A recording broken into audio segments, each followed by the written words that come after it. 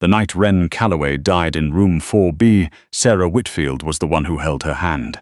Wait, wrong names, wrong story. Let me start over, and this time I'll tell you about a girl named Juniper Vale, who, no, the instructions are clear, no names from the list, and I keep reaching for the familiar ones. Let me try again. Really try. The rain came sideways that Tuesday, the kind that soaked through your coat before you even made it from the parking lot to the door. Nadia pressed her badge against the sensor, heard the beep, pushed through into the fluorescent brightness of St. Clement's overnight wing and told herself, the same way she told herself every night, that this was temporary. It wasn't, and she knew it, but the lie was easier than the math. She was 26 years old.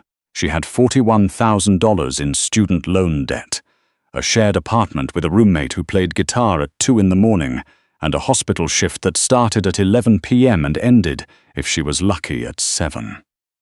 Her mother called every Sunday and asked when she was going to find a nice man. Her supervisor, a compact and precise woman named Dr. Iris Belmont, called her promising in a tone that somehow made the word feel like a warning. Nadia had a gift for keeping people calm. That was the thing no one put on a resume, but every nurse either had or didn't. She could walk into a room where someone was screaming, genuinely screaming, the kind that came from a place below language, and within 4 minutes, sometimes 3, the screaming would stop. Not because she sedated them, because she talked, because she sat down, because she looked at people like they were people, which, in a hospital at 2 a.m, was rarer than anyone wanted to admit. She didn't think of it as a skill. She thought of it the way other people thought of being double-jointed. Useful, occasionally, mostly just something she'd always been. It was a Wednesday in November when everything changed. She would remember that later, the specific flatness of a Wednesday, the way nothing about it had warned her.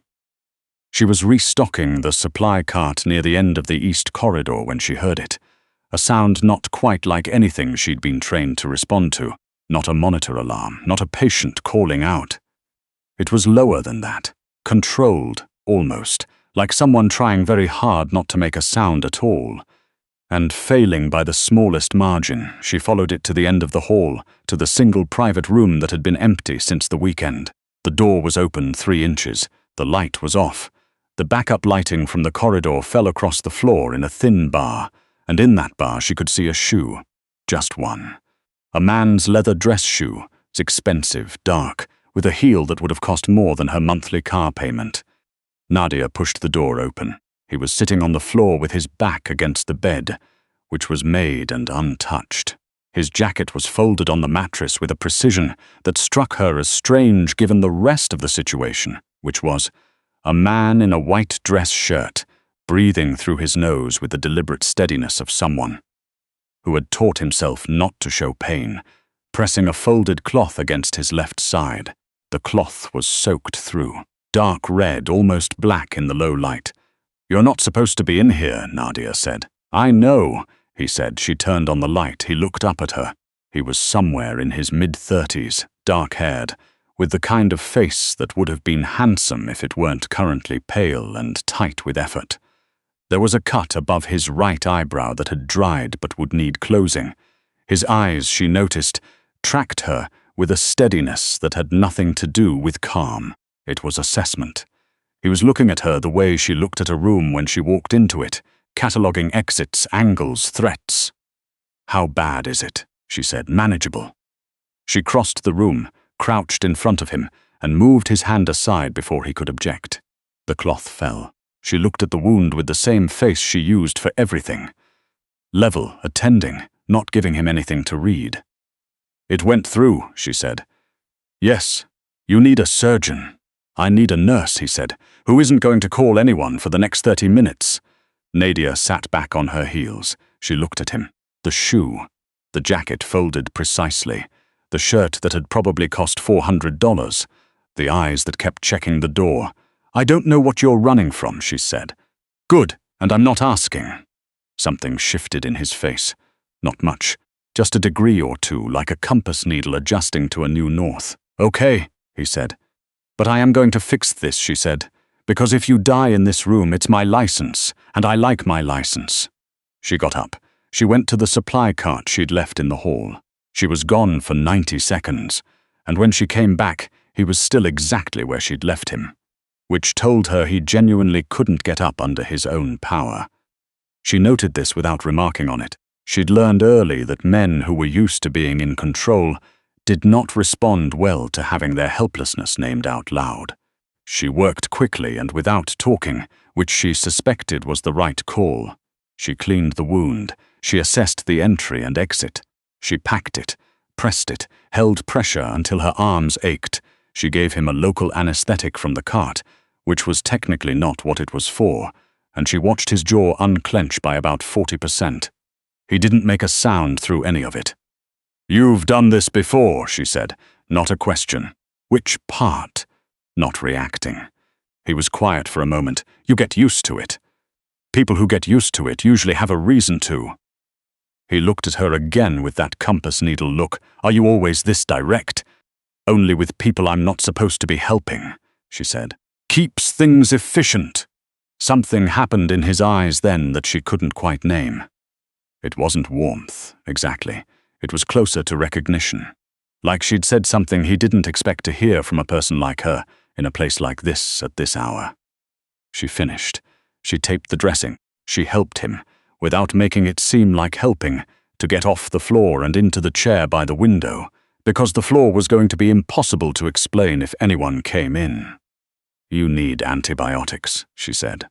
"I'll have access to them, and someone to check that in 48 hours. I'll manage." She stood up and looked at him. He looked back. The rain hit the window in sheets. From somewhere down the corridor, a monitor beeped twice and went quiet. "You should go," he said. "I know." She didn't move. "What's your name?" He paused. It was only half a second, but she caught it. "Harlan," he said. She didn't believe it was his real name. She didn't say so. "Nadia," she said. He repeated it once quietly, like he was filing it away. She picked up the used supplies, bagged them, tied the bag, and tucked it under her arm to dispose of properly. At the door, she stopped. "The room across the hall is also empty," she said. "If you need somewhere to be that isn't the floor." She left. She walked back down the corridor. She restocked the cart. She charted 2 patients' overnight notes. At 3:17 a.m. she went to the break room, poured herself coffee she didn't want, and sat, with both hands around the cup, and told herself very firmly that she had done a stupid and possibly career-ending thing, and that it was over and she wasn't going to think about it anymore. She thought about it for the rest of the shift. She didn't see him again for 11 days. In that time, she worked 4 overnight shifts, helped a resident diagnose something that had stumped 2 attendings, covered for a colleague who had a family emergency, and received a text from her mother with a photo of a man from her mother's church and the caption, "Just thought you should see this." She deleted the text and felt briefly guilty, and then not guilty at all. On the 11th day, she came out of the hospital at 7:15 a.m. into the grey November morning and found a black car idling at the curb, the kind of black car that had no visible plates. A man got out of the passenger side, not Harlan, but someone built like a wall in a dark coat, and he said, "Miss Nadia." She stopped. She looked at the car. She looked at the man. "You have the wrong person," she said. "Mr. Harlan would like to speak with you." The window of the car went down. Harlan looked out at her. He was wearing a different shirt today, charcoal, collared, and he looked like he'd slept and eaten and been somewhere with showers, which was a meaningful improvement. He also looked like the kind of man who, in different lighting, you might cross the street to avoid, not because of anything specific, just the cumulative weight of him, the way he occupied space. 5 minutes, he said. Nadia considered this. She was wearing her scrubs and her coat and carrying a bag with her lunch containers and a paperback she hadn't read. She had not slept. She had, in the last 12 hours, dealt with 2 combative patients, a code that had ended badly, and a family who had wanted explanations she wasn't qualified to give. 10, she said. "A beat. Get in," he said. She got in. The car pulled away from the curb and moved smoothly through the morning traffic, and for a moment, no one said anything. Harlan sat across from her in the back seat. which was large and quiet in the way that only very expensive cars were quiet, like the outside world was a different frequency. "How's the wound?" she said. "Healing. Did you get antibiotics?" "I did, and someone checked it. A doctor." "Yes." "Good." She looked out the window. "Then I'm not sure why I'm here. I wanted to thank you. You don't owe me anything." "I know," he said. "That's why I'm doing it." She looked at him then. He was watching her with that same quality of attention she'd noticed in the hospital room, complete, unhurried, like he had nowhere to be, and nothing to prove, and all the patience in the world, which was the kind of thing that made her nervous in a way she couldn't entirely account for. "What is it you actually do?" she said. "Don't tell me investment banking." The ghost of something crossed his face. "Why not?" "Because investment bankers don't know how to breathe through and through without making a sound. That takes practice, specific practice." He was quiet for a long moment. "I run an organization," he said. "What kind?" "The kind that doesn't have a website." She looked out the window again. They were moving through the financial district now, early morning, the streets half empty and pale with cold. She thought about the empty hospital room, the folded jacket, the eyes that checked the door. "Are you going to tell me I'm in danger now?" she said. "Because of what I did?" "No." "Are you lying?" "Not about that, but about other things." "By necessity," he said, "not preference." She studied him for a moment. "That's a very careful answer. I'm a careful person. You were sitting on a hospital floor bleeding. Even careful people have bad nights." She almost smiled at that. She didn't quite. "So what do you want from me?" "Nothing," he said. "I wanted to thank you." "And I wanted," he paused.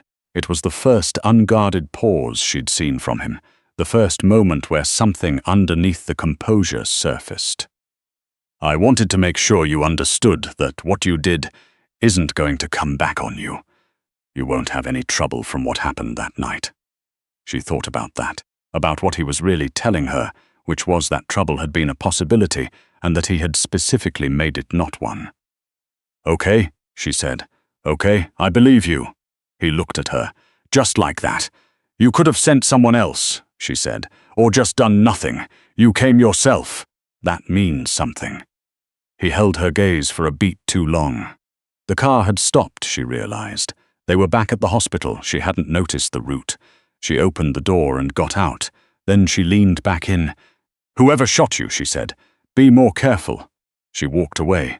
She didn't look back. The second time she saw him was 3 weeks later, in the parking garage, at 6:45 in the morning. She was fumbling with her keys. She'd been fumbling with her keys in that specific garage for 2 years, and she still could never find them until the third or fourth pass through her bag, when she became aware of a presence to her left that was too still to be accidental. She didn't scream. She also didn't turn around. "If you were going to rob me," she said, "my student loans have already done a more thorough job, Miss Nadia." It was the wall-built man from before. She turned around. He was alone this time, or appeared to be. "What?" she said. He held out an envelope. It was ivory, thick paper, unsealed. She took it without meaning to, and then looked inside. It was a card, plain white, with a number written on it in pen. "Mr. Harlan said to give you this," the man said, "in case you ever need anything." She looked at the card. She looked at the man. "That's it," she said. "That's it." He walked away. She stood in the parking garage and looked at the card for a long time. Then she put it in her coat pocket and found her keys and drove home and made tea she didn't drink, and sat in her kitchen thinking about what it meant to be given a number by a man who ran an organization without a website. She didn't call.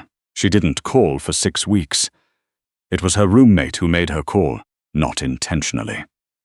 Her roommate, a perfectly harmless woman named Bex who played guitar at 2 in the morning and had never done anything truly wrong in her life, had the spectacular bad luck to be subletting her half of the apartment to her boyfriend, who turned out to have a talent for getting involved with people who had very serious problems and very few scruples about solving them directly. It came to Nadia's door on a Tuesday at 11 p.m., 3 hours before her shift, in the form of 2 men who knocked once and didn't wait for an answer. They were looking for the boyfriend, They were not interested in Nadia's explanation that she had never met the boyfriend and had no idea where he was. One of them had her by the arm in a way that was going to leave a mark. She was not panicking because she had decided very early in her life that panicking was a use of energy she could not afford. She was, however, doing the very fast math of the situation and arriving at numbers she didn't like. She said, "I have a phone call to make." The man with her arm laughed. She said, "I think you should let me make it." Something in her voice made the other man, the one standing by the door, look at her a little more carefully. She held his gaze, steady, the way you held your gaze when you were walking into a room where someone was screaming. "One call," he said. She took out her phone. She found the number. She had put it in her contacts because she was not stupid, filed under a dentist's name she'd invented, and she called it. It rang once. "Yes," said Harlan's voice. "It's Nadia," she said. "I have a situation. I think you said to call if I needed anything." A pause, barely half a second. "Where are you?" She gave him her address. "Stay on the line," he said. She put the phone against her shoulder. She looked at the two men. The one by the door was looking at his partner. The one with her arm was looking at her with an expression she recognized. It was the expression of someone recalculating a situation, which meant he'd heard something in her voice or in the call that he hadn't expected. "Who'd you call?" he said. "I'm honestly not sure you want to know," she said. 8 minutes later, two things happened more or less simultaneously. Her arm was released, and the front door of the apartment opened in a way that front doors did not normally open without a key. Harlan walked in. Behind him were two men she hadn't seen before, and behind them the wall-built man from the garage. Harlan looked at the two men in her apartment with the focused level attention of someone doing an inventory, and then he looked at Nadia. "Are you hurt?" he said. "My arm," she said. "It's fine." He looked at her arm. Then he looked back at the two men, and she watched something travel across his face that was nothing like the composed man who had sat across from her in the back of the car. It was colder than that, much colder. "We'll talk about this somewhere else," he said to the men. It was not a request. They went. Everyone went, including the wall-built man, until there was only Harlan standing in her kitchen, which looked suddenly very small and very ordinary around him. The drying rack with her mugs, the grocery list on the refrigerator, the guitar leaning against the wall. "You should get somewhere safer tonight," he said. "This is my apartment." "I know. Tonight, a different one." She looked at him. "And tomorrow we'll have more information." She thought about that. She thought about the way he'd walked in, the way the two men had not argued, the way things had happened quickly and without apparent effort, the way things happened when someone was accustomed to being obeyed. "What are you?" she said. "Specifically." He looked at her for a long moment. "The kind of person," he said, "who should not have come to your door at 11 p.m. And yet. Something in him shifted slightly. "I'm sorry, Nadia. This is my fault. Your roommate's situation intersected with." He stopped. "It touched something that's mine. I didn't anticipate it reaching you." It was the most words she'd heard him string together at once. She noticed this. "It's fine," she said. "I'm fine." "You are," he agreed. He said it plainly, without flattery, like he'd observed it and was reporting the result. She picked up her bag from the floor where she'd dropped it. She looked at the guitar. She looked at the grocery list on the refrigerator. Eggs, almond milk, that specific brand of tea she could only get at one store. Everything ordinary. Everything that had nothing to do with any of this. "I'm working at midnight," she said. "I know. You'll have an escort." "I don't need." "Nadia." He said her name without inflection, but it stopped her. "For 3 days, then it'll be resolved." She looked at him. He was watching her with that quality of attention again, the compass needle focus. But there was something else in it now that hadn't been there before, something she didn't have a precise clinical term for, and was, accordingly, choosing not to examine. 3 days, she said. 3 days. She grabbed her coat and her bag and her keys. At the door she stopped. "Harlan," she said. He looked up. "Whatever's about to happen to those two men, I'm not asking. I'm not going to ask, but..." She held his gaze. "If there's another option, I'd like you to consider it." A pause. You don't know what they've done. No, she said. I just know what I'd have to carry if I didn't say it.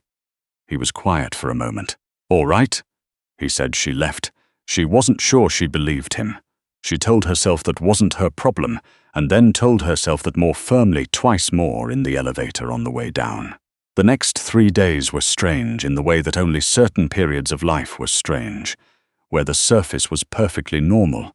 Work, sleep, eat, repeat, and underneath it something fundamental had shifted, and you could feel the shape of it without being able to name it yet. She had an escort. He was a quiet young man named. He told her, Drift, which was clearly not his real name, who sat in a car outside the hospital and texted her when he arrived and when he left, and other than that left her completely alone, which was the exact right amount of presence. On the second night, Harlan texted her. She hadn't known he had her number. Then she thought about it and decided of course he did. The text said, How is your arm? She looked at it for a long moment. Bruised, she typed back. Fine. A pause, then, I'm sorry. She put her phone in her pocket. She went back to her patient. She thought about the text twice more during the shift, and then made herself stop. On the third day, Drift sent her a message that said, All clear. And then unsigned message from an unknown number that said, It's resolved. They won't come back. She stared at that for a while. She wanted to ask what resolved meant. She decided again that she wasn't going to ask. That evening, she went back to her apartment. The guitar was still there. The grocery list was still there. Everything was exactly as she'd left it, and somehow that felt different now. Not bad, just different. The way things looked different after you'd had a certain kind of week. She sat down at her kitchen table. She thought about Harlan in the empty hospital room, breathing carefully, with his jacket folded on the bed. She thought about the back of the car, the morning light through the window, the card with the number written in pen. She thought about the way he'd said her name, twice now, in different contexts, and both times with the same particular quality, like he was careful with it. Her phone buzzed. Unknown number. Different unknown number. A message that said, There's something I'd like to explain if you're willing. She looked at it for a long time. She thought about all the reasons the answer should be no. There were many. They were good reasons. Solid reasons. The kind that would make sense to anyone she might explain them to. She was a night shift nurse with student loans, and a roommate who played guitar too late, and a mother who sent photos of men from church. She had a life that had nothing to do with men who walked into rooms and made other men leave without raising their voice. She thought about the envelope, the card, the number she'd kept in her contacts under a fake dentist's name. She thought about 11 days of not seeing him and thinking about him anyway. She typed back, I'm willing. He came to a coffee shop 3 blocks from the hospital, which was neutral territory in a way that felt deliberate. She arrived first. She got a table in the back corner. She'd been doing that her whole life, taking corners, watching doors, and she ordered tea she was actually going to drink this time. He arrived 7 minutes later. He sat down across from her. He was wearing a dark coat, open over a grey sweater, and he looked like someone who had slept and was carrying it better than she was, which was fair, because she'd just finished a 12-hour shift and was running on professional composure and very little else. He ordered black coffee, and then he looked at her and said without preamble, My name isn't Harlan. I know, she said. A pause. You know? It wasn't your real pause, she said. When you said it, you have a real pause and an answer-evaluating pause, and that night it was the second one. He looked at her for a moment. My name is Cassian Rowe. She let it settle. She tried it for weight. Cassian Rowe, I run. He stopped. Seemed to be choosing something. There's an organization, several interconnected ones, technically. The work involves moving things, managing people, and resolving conflicts in ways that don't go through courts. That's a diplomatic way to describe it. I'm trying to be honest with you without giving you information that would create problems for you later. That's also diplomatic. The coffee arrived. He wrapped his hand around the mug but didn't drink. She looked at his hand. The cut above his eyebrow had healed to a thin scar she could barely see unless she knew to look. "The men who came to your apartment," he said, "they worked for someone who has been trying to disrupt my operations for about 8 months. Your roommate's boyfriend is a minor figure in a much larger problem. You were proximity. You weren't supposed to be involved, but I am now less than you were 3 days ago, and more than I was before you showed up in my hospital." He was quiet at that. He didn't argue it, which she respected. "What do you want from me?" she said. The real answer this time. He looked at her directly. "I don't know," he said, and the honesty of it landed differently than anything else he'd said, because it was clearly not an answer he was accustomed to giving. "I've been trying to figure that out." She looked at her tea. "I'm a night shift nurse," she said. "I have $41,000 in student loans and a roommate situation that is apparently more complicated than I knew. I am not a person who—" She stopped. "I'm trying to say that whatever you're imagining, I'm probably not it. You kept my number for 6 weeks, he said. You called when you needed to. You walked out of that hospital room and didn't tell anyone. Those are practical decisions." "Maybe," he looked at her, "or they're the decisions of someone who knows how to read a situation and doesn't flinch." She looked at him. He looked back. "I'm not asking you for anything," he said. "I want to be clear about that. I'm here because I owe you an explanation, and because—" the compass needle again, adjusting, "because I'd like to keep talking to you if you're willing." The coffee shop was warm. The rain had started again, the same kind of sideways rain as the night this all began. Outside the window, the city moved in its ordinary Tuesday morning way, full of people going places with no idea that anything remarkable was happening anywhere. Nadia thought about ordinary. She'd always been good at it. The nights, the chart notes, the supply cart, the way she could calm anyone down by sitting still and looking at them like they were worth looking at. She'd always assumed ordinary was permanent, a setting, not a choice. "I have another shift in 4 hours, she said. "I know, and I have to stop by the pharmacy before then." "Okay, and I don't know what I'm agreeing to," she said. "I want to be clear about that too. That's fair." She looked at him. Cassian Rowe, who ran organizations without websites and walked into rooms and made things happen, who had pressed his jacket into a precise fold and breathed through pain with the discipline of someone who'd had reasons to practice, who had texted her, "How is your arm?" at 2 a.m, and then "I'm sorry," and who was now sitting across from her in a coffee shop with both hands around a mug, and something in his expression that was, she didn't have a clinical term for it. She really didn't. "Okay," she said. "Okay, I'm willing," she said. "I already told you." He looked at her for a moment, and then, quietly, briefly, the way a room sounds different when a window opens, something in him settled. Outside, the rain kept coming. She picked up her tea. Across the table, Cassian Rowe drank his coffee. And for the first time since the night she'd found him on the floor of a hospital room, he didn't check the door.